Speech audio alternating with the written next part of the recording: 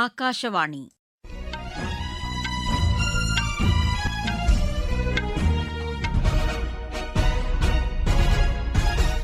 செய்திகள் வாசிப்பவர் சித்ரா பாலசுப்ரமணியன். தலைப்புச் செய்திகள். இந்தியா இந்தோனேஷியா இடையேயான உறவு பசிபிக் மண்டலத்தில் அமைதிக்கும் அரசியல் நிலைப்பாட்டை உறுதி செய்யவும் வழிவகுக்கும் என பிரதமர் திரு நரேந்திர மோடி தெரிவித்துள்ளார். பருத்தி சாகுபடியின் முக்கியத்துவம் குறித்து விவசாயிகளிடையே விழிப்புணர்வை ஏற்படுத்த வேண்டும் என குடியரசு துணைத் தலைவர் திரு சி பி ராதாகிருஷ்ணன் வலியுறுத்தியுள்ளார். எஃகு தொழில்துறைக்கு உத்வேகம் அளிப்பதற்கான நடவடிக்கைகளை மத்திய அரசு மேற்கொண்டுள்ளதாக வர்த்தக தொழில்துறை அமைச்சர் திரு பியூஷ் கோயல் தெரிவித்துள்ளார். கேரளத்தில் பெய்து வரும் கனமழையால் ஏற்பட்ட நிலச்சரிவில் 3 தொழிலாளர்கள் உயிரிழந்தனர். உலகக்கோப்பை கால்பந்து போட்டியின் காலிறுதிக்கு முந்தைய சுற்று ஆட்டத்தில் அர்ஜென்டினா இன்று எகிப்தை எதிர்கொள்கிறது. இனி விரிவான செய்திகள். இந்தியா இந்தோனேஷியா இடையேயான உறவு பசிபிக் மண்டலத்தில் அமைதிக்கும் அரசியல் நிலைப்பாட்டை உறுதி செய்யவும் வழிவகுக்கும் என பிரதமர் திரு நரேந்திர மோடி தெரிவித்துள்ளார். இந்தோனேஷியா தலைநகர் ஜகார்த்தாவில் அந்நாட்டு நாடாளுமன்ற கூட்டத்தில் உரையாற்றிய அவர், இருதரப்பு உறவுகள் நீண்டகால நம்பிக்கை மற்றும் ஜனநாயக மாண்புகளின் மீது கட்டி எழுப்பப்பட்டுள்ளதாக தெரிவித்தார். இந்தோ பசிபிக் மண்டலத்தில் தாராள, வெளிப்படையான மற்றும் உள்ளார்ந்த பொருளாதார வளர்ச்சியை கொண்டுவர வேண்டும் என்பதில் இந்தியா உறுதியுடன் செயல்பட்டு வருவதாகவும் அவர் கூறினார். இந்த மண்டலத்தில் கடல்சார் மற்றும் விமான போக்குவரத்து தடையின்றி செயல்பட வேண்டும் என இந்தியா விரும்புவதாகவும் அவர் தெரிவித்தார். இந்தோ பசிபிக் மண்டலத்தில் அரசியல் பொருளாதார பிரச்சினைகளுக்கு தீர்வு காண ஐநா கொண்டு வந்துள்ள சீர்திருத்தங்களை கால தாமதமின்றி நிறைவேற்ற வேண்டும் என்றும் பிரதமர் வலியுறுத்தினார். இந்தியா இந்தோனேஷியா நாடுகளுக்கு இடையிலான ஒத்துழைப்பு வலுப்பெற்று வருவதாகவும் பல்வேறு துறைகளிலும் ஒத்துழைப்பை வலுப்படுத்துவதற்கான வாய்ப்புகள் ஏராளமாக உள்ளது என்றும் அவர் குறிப்பிட்டார். இந்தியாவின் 140 கோடி மக்களும் இந்தோனேஷியாவின் 29 கோடி மக்களும் கைகோர்த்து வளர்ச்சியின் பயன்களை பகிர்ந்து கொள்வதாகவும் பிரதமர் பெருமிதத்துடன் தெரிவித்தார். தீவிரவாதத்திற்கு முற்றுப்புள்ளி வைப்பதற்கான நடவடிக்கைகளில் கூட்டு செயற்குழு அமைப்புடன் இணைந்து இரு நாடுகளும் வெற்றிகரமாக செயல்பட்டு வருவதாகவும் பிரதமர் குறிப்பிட்டார். செயற்கைக்கோளை விண்ணில் செலுத்தும் தொழில்நுட்பத்தை ஜகார்த்தா கொண்டு வருவதற்கு உதவிக்கரம் நீட்ட இந்தியா ஆர்வம் கொண்டுள்ளதாகவும் திரு நரேந்திர மோடி தெரிவித்தார்.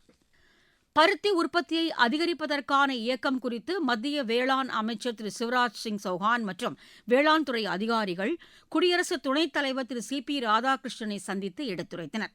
குடியரசு துணைத் தலைவர் மாளிகையில் நடைபெற்ற இந்த சந்திப்பில் பருத்தி உற்பத்திக்கான வேளாண் கட்டமைப்பை நாடு முழுவதும் விரிவுபடுத்துவதற்கான இந்த இயக்கத்தை தாம் வரவேற்பதாக குடியரசு துணைத் தலைவர் கூறினார். புதுமையான செயல் திட்டங்கள் மற்றும் புதிய கண்டுபிடிப்புகளை குறித்த நேரத்தில் செய்து முடிப்பதற்கான நடவடிக்கைகள் எடுக்கப்பட வேண்டும் என்றும் அவர் கேட்டுக் கொண்டார். பருத்தி சாகுபடியின் முக்கியத்துவம் குறித்து விவசாயிகளிடையே விழிப்புணர்வை ஏற்படுத்த வேண்டியது அவசியம் என்றும் அவர் கூறினார். பருத்தி உற்பத்திக்கான இலக்குகளை தீர்மானித்து அதற்கான செயல் திட்டங்களை வகுக்க வேண்டும் என்றும் அவர் கேட்டுக் கொண்டார்.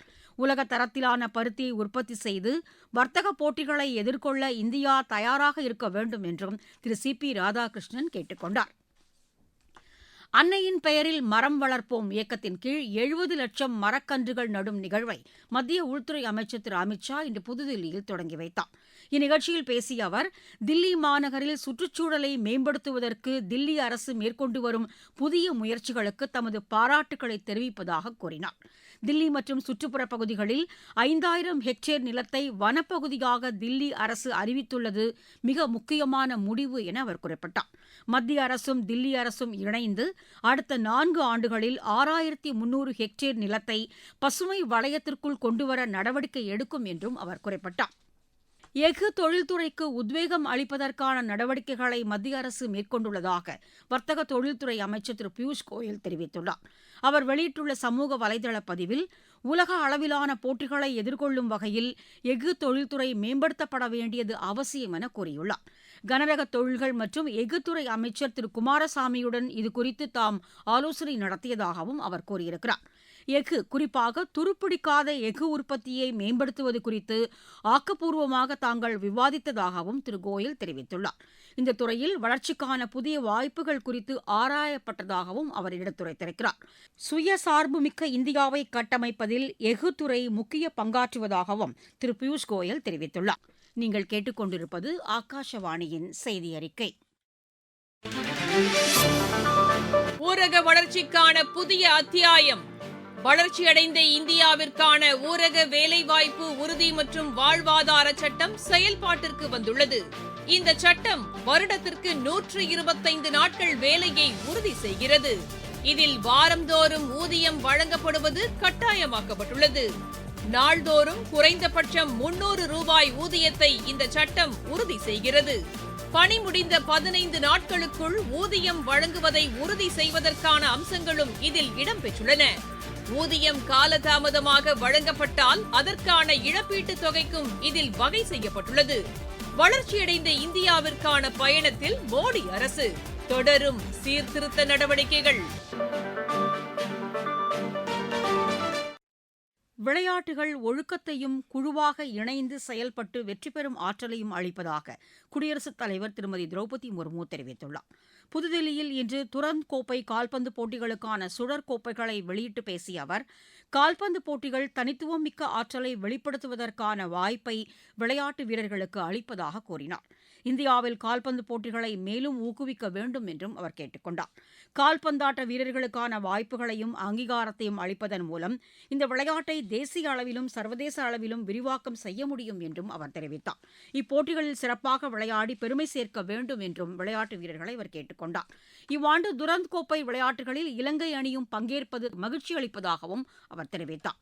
துரந்த் கோப்பை போட்டிகளில் இவ்வாண்டு புதிதாக இணைந்திருக்கும் அணிகள் சிறப்பாக விளையாட வேண்டும் என்றும் அவர் கேட்டுக் கொண்டார்.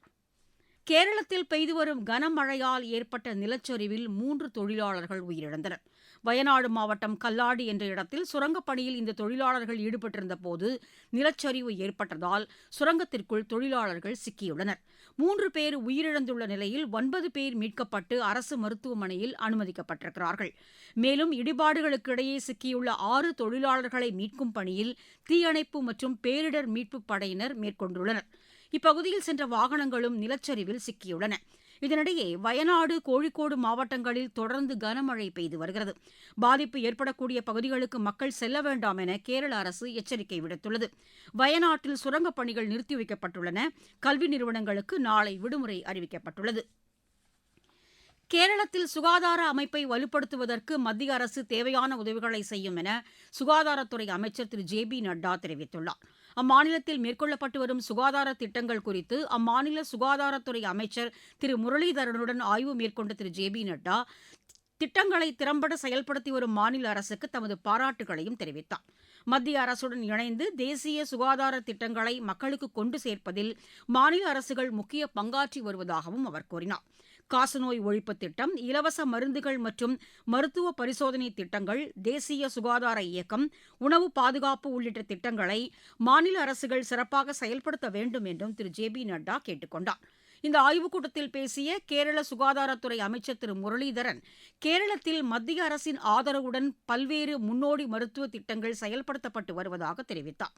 மக்களுக்கான மருத்துவ சேவையை வலுப்படுத்துவதற்கு தேவையான நடவடிக்கைகளை மாநில அரசு முன்னெடுத்துச் செல்லும் என்றும் திரு முரளிதரன் கூறினார். இயற்கை இழைகளால் தயாரிக்கப்படும் ஆடைகள் குறித்த விழிப்புணர்வை மக்களிடையே ஏற்படுத்தும் நோக்கில் சணல் மற்றும் மரக்கூழ் கலந்து தயாரிக்கப்பட்ட ஆடைகள் காமன்வெல்த் போட்டிகளில் பங்கேற்கும் இந்திய தடகள வீரர்களுக்கு வழங்கப்படும் என ஜவுளி அமைச்சகம் தெரிவித்துள்ளது. சணல் வாரியம் இந்த வகை நாரிழையில் தயாரிக்கப்படும் துணி வகைகளை தயாரிப்பதாக தெரிவிக்கப்பட்டுள்ளது. காமன்வெல்த் போட்டிகளில் பங்கேற்கும் இந்திய தடகள வீரர்களுக்கு தயாரிக்கப்பட்ட ஆடைகள் இன்று புதுதில்லியிலிருந்து அனுப்பி வைக்கப்பட்டன. இந்நிகழ்ச்சியில் ஜவுளித்துறை அமைச்சர் திரு கிரிராஜ் சிங், இளைஞர் நலன் மற்றும் விளையாட்டுத்துறை அமைச்சர் டாக்டர் மன்சுக் மாண்டவியா உள்ளிட்டோர் பங்கேற்றனர். விளையாட்டுச் செய்திகள்.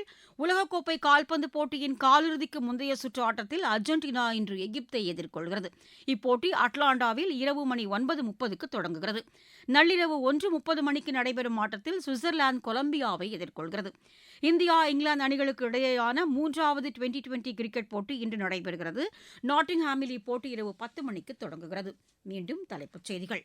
இந்தியா, இந்தோனேஷியா இடையேயான உறவு பசிபிக் மண்டலத்தில் அமைதிக்கும் அரசியல் நிலைப்பாட்டை உறுதி செய்யவும் வழிவகுக்கும் என பிரதமர் திரு நரேந்திர மோடி தெரிவித்துள்ளார்.